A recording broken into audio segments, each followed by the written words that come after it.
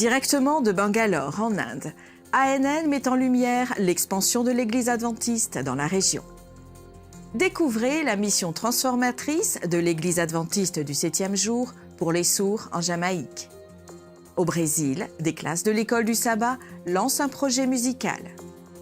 L'Université adventiste en Allemagne et l'Institut adventiste en Uruguay célèbrent des décennies d'éducation aux valeurs éternelles.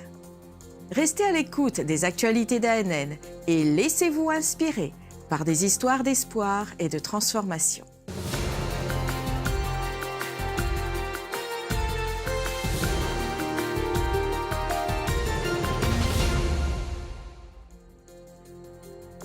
En novembre 2023, l'Institut adventiste de l'Uruguay a célébré son 80e anniversaire.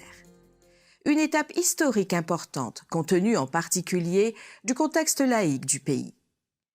Pour commémorer cette occasion, un événement a été organisé réunissant les autorités ecclésiastiques et civiles, ainsi que les étudiants et les anciens élèves qui ont loué Dieu pour le brillant parcours de cet établissement. Quand il s'agit de services publics de qualité, l'Uruguay est une référence parmi ses voisins sud-américains. Cependant, les dernières statistiques étaient alarmantes. Selon l'Institut national d'évaluation de l'éducation, lié au ministère de l'Éducation du pays, celui-ci souffre toujours des séquelles de la pandémie Covid-19. En 2022, les chiffres d'abandon scolaire ont presque doublé, atteignant près de 20%. De plus, 8 élèves sur 100 ont quitté l'école pendant la pandémie, à savoir plus de 21 500 élèves déscolarisés. Mais cette réalité semble ne pas impacter l'Institut adventiste de l'Uruguay. Je pense que c'est le meilleur endroit que j'ai pu choisir pour étudier. Je m'y sens mieux que dans beaucoup d'autres écoles où j'ai été. C'est la meilleure décision que j'ai pu prendre et je pense que c'est vraiment l'endroit que Dieu veut pour les jeunes adventistes comme moi qui sont ici. Pour moi, c'est le meilleur endroit pour étudier.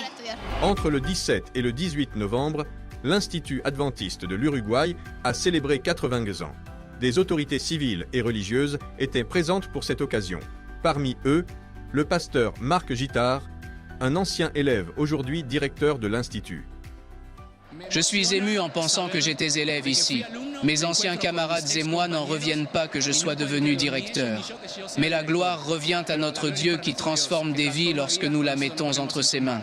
Le directeur financier de l'IAU confirme les résultats positifs, souligne les difficultés et met en évidence l'importance de l'aide de Dieu et des donateurs du monde entier qui soutiennent l'Institut grâce à leurs fonds. C'est une école que nous célébrons maintenant depuis 8 décennies. Ça n'a pas été facile, ce n'est pas facile, mais je veux profiter de ce moment pour remercier tous nos donateurs, les églises voisines, les églises qui, avec l'Institut, misant sur les étudiants, sur les enfants, cet événement est avant tout pour eux et se réalise avec eux. Beaucoup de gens sont venus ici, c'est leur maison d'études. Ça n'a pas été facile, mais nous avons un Dieu qui nous a toujours accompagnés et je sais qu'il continuera à le faire à l'avenir aussi.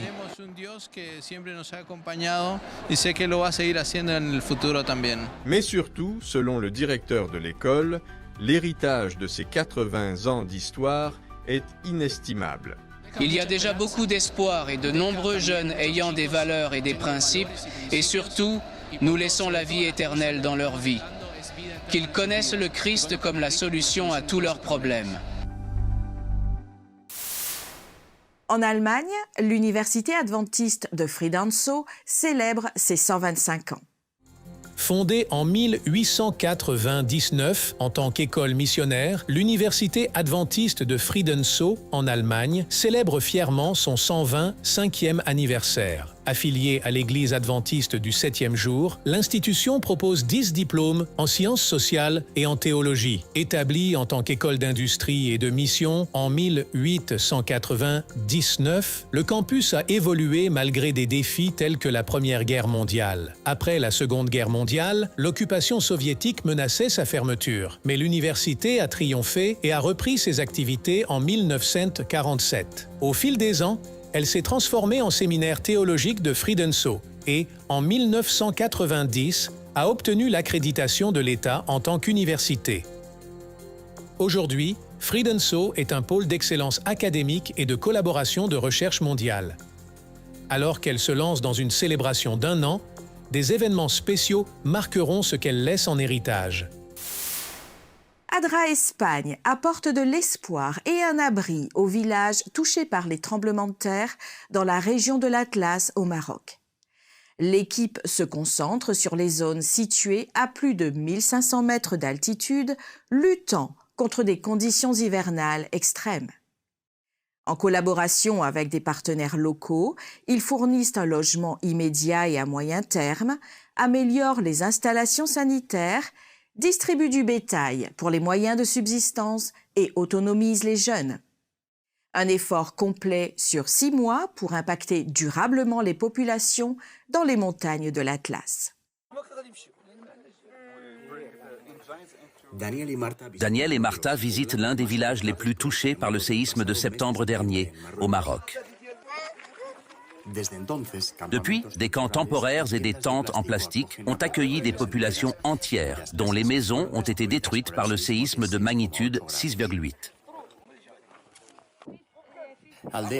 Des villages comme celui-ci, situés à plus de 1500 mètres d'altitude et difficiles d'accès, ont été classés comme ayant des besoins urgents. Ils ont besoin de refuges temporaires avant les complications liées au froid hivernal. Des températures négatives sont attendues pendant les nuits d'hiver. L'équipe d'ADRA Espagne a identifié différents villages de la région de l'Atlas où elle concentrera ses efforts sur la construction de nouveaux abris temporaires. Au Maroc, cela s'étendra sur les 6 prochains mois et, avec l'aide de tous les donateurs, cela permettra de fournir des solutions de logement à moyen terme, d'améliorer les options d'hygiène pour ces populations et de favoriser leur autonomie. L'Église adventiste du 7e jour, dans les Visayas occidentales, aux Philippines, répond à l'initiative J'irai de l'Église mondiale en organisant un programme d'orientation et de formation pour les dirigeants. Soutenir les églises de la région pour des efforts d'évangélisation plus intenses était la proposition de la réunion qui s'est concentrée sur le thème « L'évangélisation vers un niveau supérieur ». En mettant l'accent sur l'importance de la gestion financière, le programme comprenait des discussions sur les stratégies d'évangélisation pour 2024. Transformer les efforts d'évangélisation en mettant l'accent sur le but de remplir le ciel et pas seulement les bancs de l'Église était la vision de l'Église. Pour y parvenir, des actions combinées ont été mises en avant. Elles tenaient compte des qualités des habitants de Visayas, connus pour leur chaleureuse hospitalité typique des Philippines et leur amour de Jésus. L'événement s'est conclu avec des participants prêts à intensifier la diffusion de la bonne nouvelle et à contribuer activement à hâter le retour du Seigneur. En Jamaïque, l'Église adventiste du 7e jour à Port-Mort sert la communauté des sourds tout en composant avec les défis et les exploits réalisés. Avec enthousiasme, expressivité et beauté dans les gestes, une mère a contribué à répandre l'Évangile. Aujourd'hui, plus de 80 membres sont désireux de mieux connaître Jésus. Être sourd pose de nombreux défis dans la découverte de l'Évangile. Beaucoup de personnes sourdes ne lisent pas l'anglais. Et même si elles viennent d'un milieu chrétien et vont à l'église, elles n'apprennent rien car il n'y a pas d'interprète.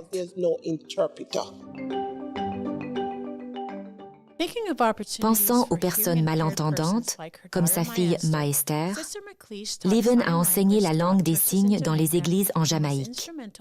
Aujourd'hui, Port-Mort Deaf est une église comptant plus de 80 membres.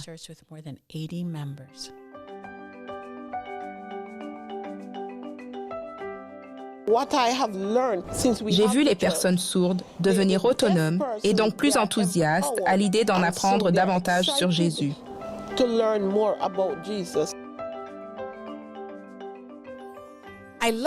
J'adore participer aux activités bibliques, aux explorateurs et à la chorale. Je rêve de voir les sourds partager avec le monde entier. Les voir accepter Jésus et être baptisés me procure la plus grande joie. Je suis extrêmement heureux. L'Église adventiste centrale de Quisqueya à Santo Domingo, en République dominicaine, a attiré des centaines de personnes lors d'un concert. Plus de 1600 personnes ont participé à cet événement placé sous le thème « L'étoile de l'espoir », ce qui en fait une rencontre communautaire à fort impact. Le concert a réuni plus de 110 musiciens et, en accueillant un large public de la communauté, il a marqué le premier événement d'évangélisation en dehors de l'Église en 15 ans. Suite aux performances spectaculaires et un appel à accepter le Christ, plus de 40 personnes ont exprimé leur intérêt à poursuivre leur voyage avec Jésus. Le concert a souligné l'importance de partager l'Évangile et d'implanter la parole de Dieu dans la vie des individus, tout en ravivant l'espoir à travers une musique inspirée et des messages édifiants.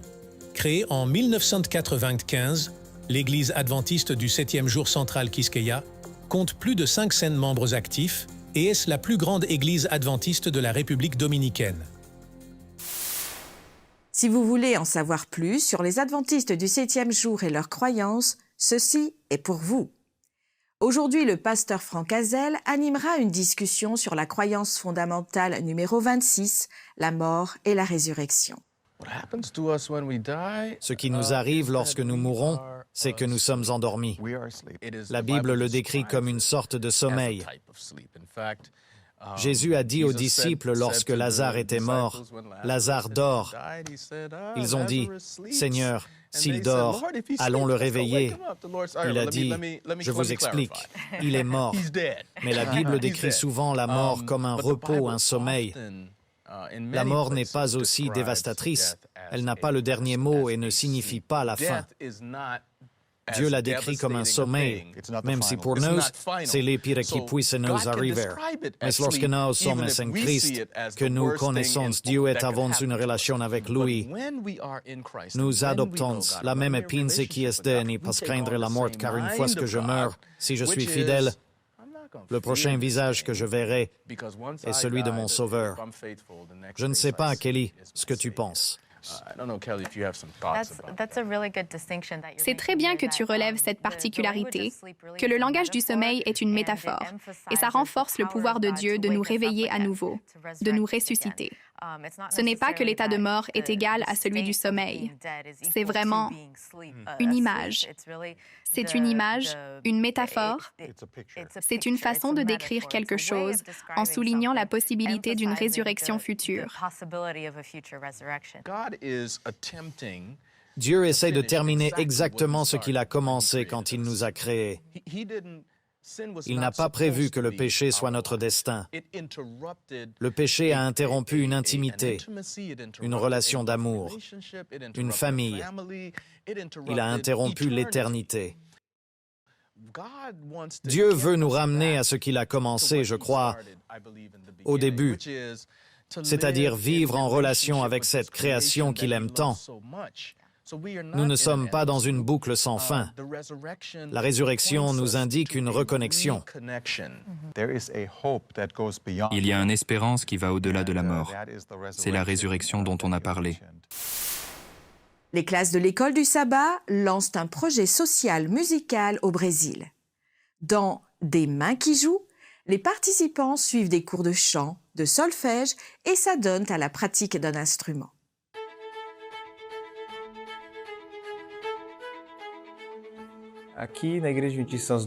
À l'église adventiste de Santos Dumont, à Vila Velha, nous avons vu la nécessité de mettre en place un projet évangélique axé sur l'école du sabbat dans la rue.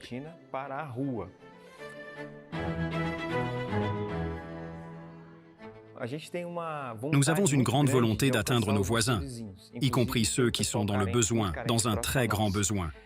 Notre idée est de coordonner tout le projet, car la musique attire les gens.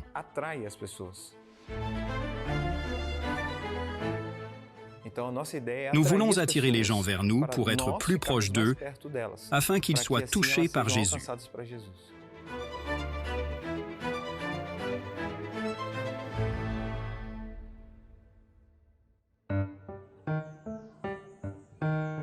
Bem, minha irmã aqui da igreja, né? Eh bien, ma sœur fréquente cette église. Elle est adventiste. Moi, je suis baptiste. Comme elle sait que j'aime la musique, elle m'a dit « Marina, l'église a un très bon projet. Nous invitons des personnes qui ne sont pas de l'église à participer. Et tout ça. Est-ce que ça t'intéresse ?» J'ai dit « Oui ».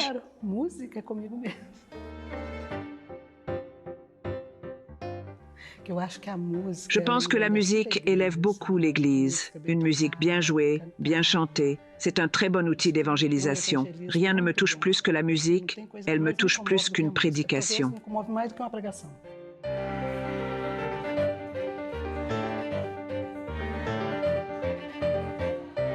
Ce projet fonctionne tous les 15 jours, un dimanche sur 2. Nous avons une chorale, d'abord le cours de chorale. Donc ici, nous aurons du saxophone, du trombone, de la trompette, en fait, les instruments d'un orchestre. Le but est d'inclure toute l'Église, indépendamment de l'âge, c'est notre objectif. Et aussi en considérant que les enfants ont une facilité plus grande à apprendre, nous devons profiter de leur jeune âge, car normalement ils apprennent plus rapidement que nous, les adultes.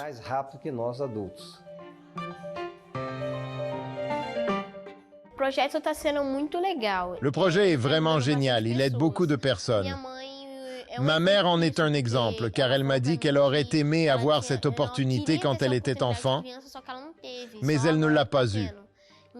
Maintenant qu'elle l'a, elle veut que nous fassions de même, afin que nous puissions apprendre à jouer et avoir au moins quelques connaissances. Nous voulons tous être quelque chose, mais nous voulons aussi avoir d'autres opportunités, d'autres options.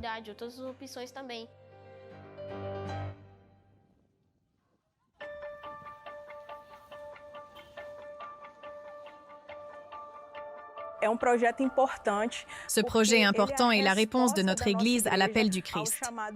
Identifier les besoins des personnes qui nous entourent. Partir à leur recherche. Offrir notre aide. Être disposé. Il a permis à l'Église de grandir et de faire connaître le nom du Christ.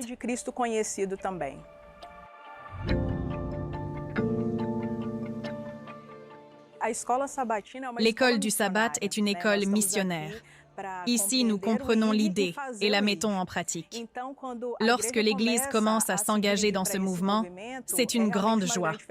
Non seulement apprendre en soi et conserver cet apprentissage entre quatre murs, mais le transcender, agir de manière missionnaire, être intentionnel envers notre communauté, notre famille, notre cercle et aller au-delà. ADRA Ukraine continue de fournir un soutien essentiel aux Ukrainiens après 2 ans de conflit avec la Russie. Les conditions de vie se détériorent en Ukraine et la demande croissante d'aide souligne l'impact profond du conflit. Les dommages causés par les actions militaires et la catastrophe technologique à la centrale hydroélectrique de Kakhovka rendant de vastes zones inhabitables ont été effroyables. Les dommages causés par les actions militaires et la catastrophe technologique à la centrale hydroélectrique de Kakhovka, rendant de vastes zones inhabitables, ont été effroyables.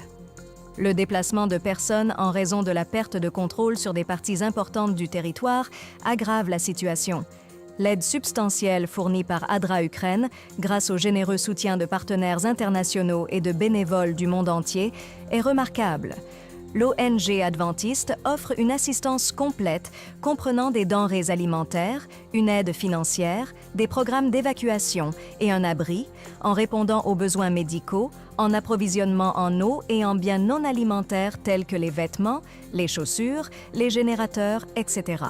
La réponse holistique d'ADRA Ukraine à des milliers de personnes touchées par la guerre souligne l'importance du soutien international dans la reconstruction de vie dans des conditions difficiles. Le travail missionnaire médical dans les villages pauvres des pays du Pacifique ouvre des portes et brise les barrières. Dans un village où elle n'était pas autorisée à construire une église, une équipe médicale adventiste a été sollicitée pour apporter son aide lors d'une épidémie. Impressionnée, la communauté s'est transformée en un village axé sur la promotion de la santé et aujourd'hui, des professionnels interviennent auprès des résidents chez eux. Le travail missionnaire médical ouvre des portes. Il brise les préjugés envers les personnes. Un tel village en est un bon exemple. C'est un grand village. Il y a des années, les membres d'église voulaient y construire une église, mais nous n'avons pas été autorisés à le faire. En fait, nous avons été pratiquement chassés du village. Donc, l'église a été construite à environ 5 km d'ici. Pendant une épidémie de maladies non transmissibles, les habitants du village ont commencé à avoir le diabète, du surpoids et des problèmes cardiaques. Le chef du village lui-même et sa femme étaient malades. Ils ont invité notre équipe de santé car nous étions les premières personnes vers lesquelles ils pouvaient se tourner parce qu'ils avaient entendu parler des adventistes qui se rendaient dans les villages pour effectuer des bilans de santé et aider dans les centres de bien-être. Une salle entière a été mise à notre disposition pour des bilans de santé. Nous avons été invités dans leur maison, fait des tests glycémiques et sanguins. Ils ont même offert leur village pour devenir un village promotionnel sur la santé. Nous avons maintenant 2 travailleurs à plein temps qui vont de maison en maison pour aider les personnes malades et ceux qui ont besoin d'aide. Au Chili, les enfants et les adolescents se sont lancés dans un voyage inoubliable, rempli de joie, de temps d'apprentissage et de moments spéciaux. L'Église adventiste du 7e jour a proposé une école biblique de vacances à la communauté, promue par l'Église centrale de Temuco. Pendant 5 jours, des enfants âgés de 5 à 14 ans ont profité de leçons bibliques, d'aventures culinaires et d'activités mettant l'accent sur une alimentation saine. En plus de servir la communauté adventiste, cette initiative a touché des enfants non adventistes et a offert une expérience unique aux familles. Organisée dans différentes villes du sud du Chili, l'implication active de l'Église et la participation enthousiaste des enseignants ont rendu cette aventure mémorable, mêlant joie et apprentissage durable. Au cœur de la capitale technologique de l'Inde, Bangalore, une congrégation adventiste en expansion mêle le mode de vie technologique effréné à la croissance spirituelle. Passant de salle de classe provisoire à un nouveau bâtiment d'église, elle répond aux besoins d'une communauté en pleine croissance et d'une jeunesse enthousiaste engagée dans l'évangélisation.